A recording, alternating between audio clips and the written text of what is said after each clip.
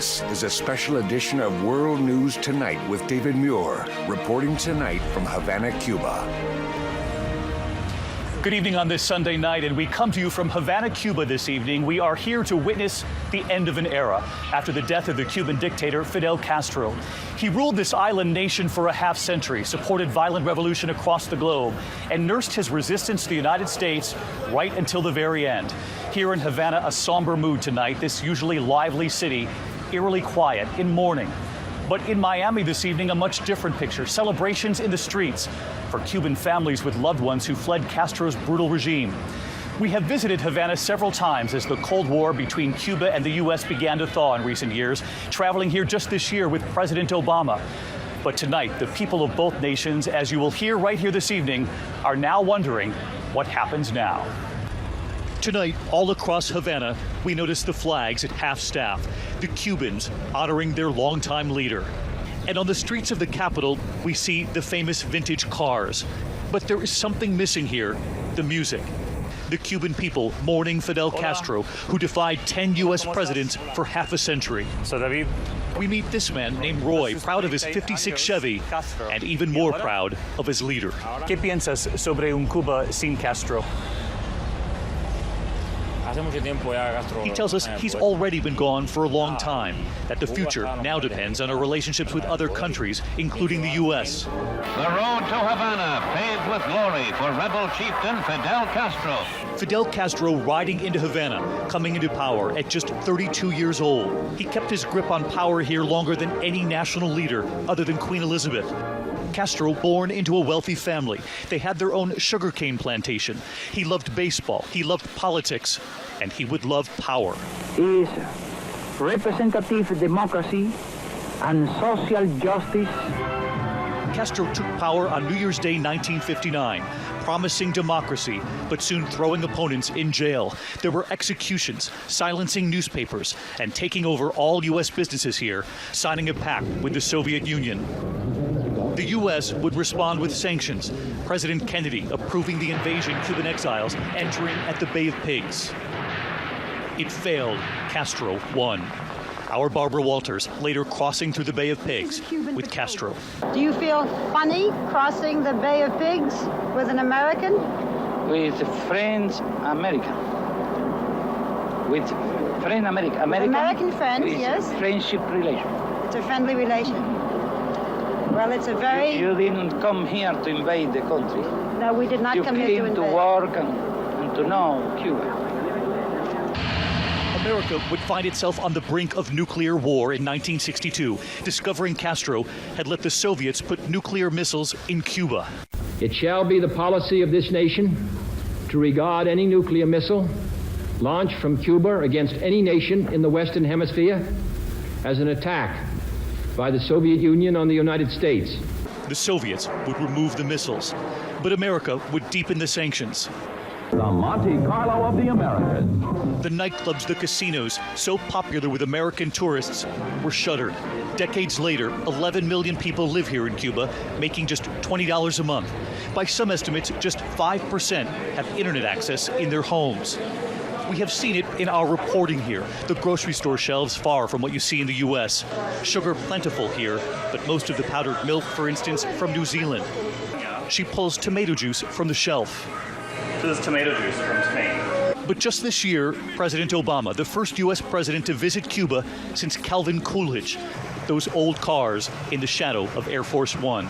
He would come here after moving to restore diplomatic relations, and our exclusive interview with the president during his visit. Mr. President, we're meeting Cuba.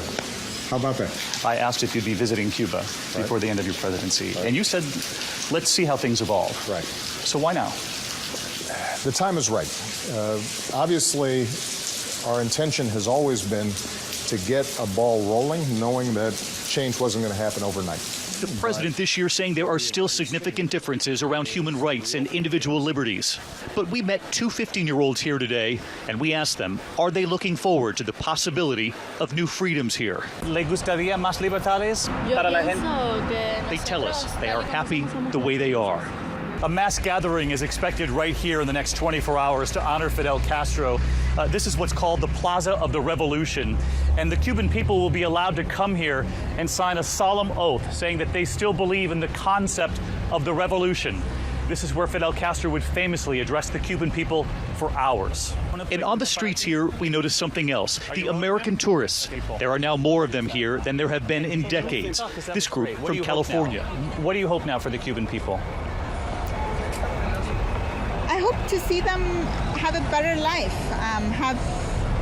be open, more open and more happy and experience more and be able to travel outside of the Cuba and see other people and see how other people live and enjoy life a little bit more, right? So you're all from Texas? Yes. Whereabouts? Houston. Houston. And this group here from Rice University in Texas. They're here to watch baseball, the Americans against the Cubans. They got in some baseball, but the rest of the games have been canceled. They tell me they understand why. What are your hopes for the Cuban people now? I hope that we can continue to have good relations with Cuba, because I think that's what the people have indicated to us that they want. Meantime, a short flight from here in South Florida tonight, there is jubilation. Thousands of Cuban Americans taking to the streets after the passing of the dictator, who sent more than 1 million of his own people into exile, separating families and denying them the right to return. Tonight, it is giving many of them hope that change will come. I was in Miami last night, one young woman telling me that her grandmother was celebrating the news, saying they can now hope they will be able to visit their loved ones who are still here in Cuba. ABC's Gio Benitez with many of those families in Miami tonight.